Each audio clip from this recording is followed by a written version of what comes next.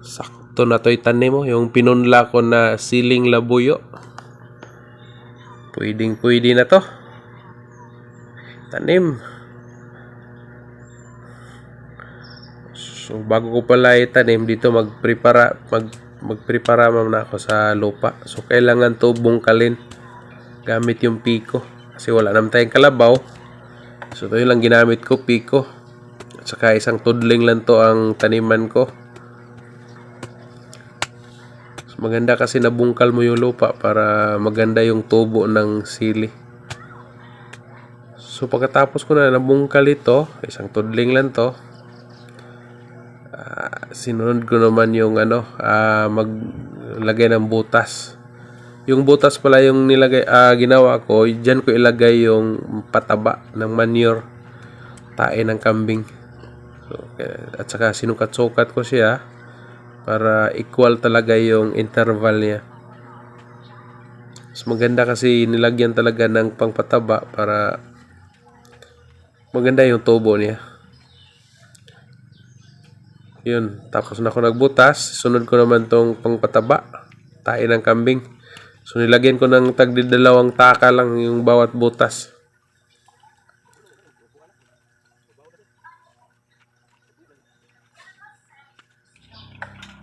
Yun, dalhin ko na lang nun ang napunla kong sili. Saka ilagay ko siya ipaisa-isa, itabi ko dito sa butas. Para mamaya diretso na yung pagtanim ko.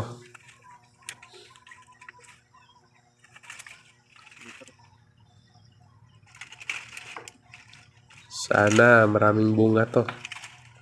Kasi minsan nagmahal to ang siling labuyo.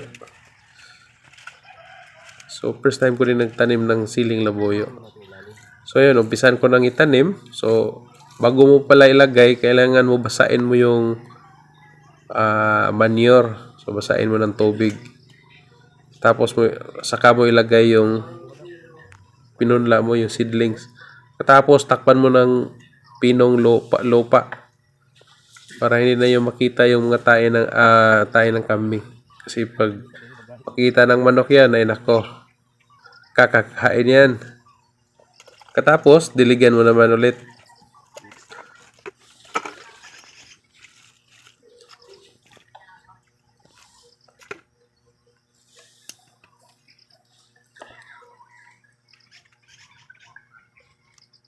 So pagkatapos kong magtanim nito, kuha muna ako ng pangtakip ng bani ng saging.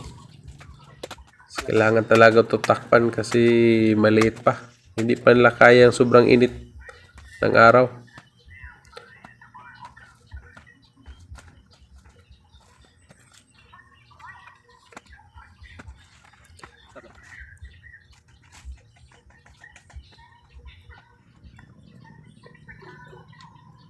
Inumpisan ko ng takpan.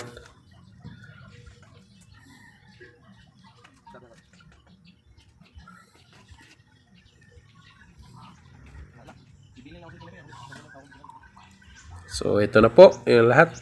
Tapos na ako nagtanim at saka nalagyan ko ng takip. So,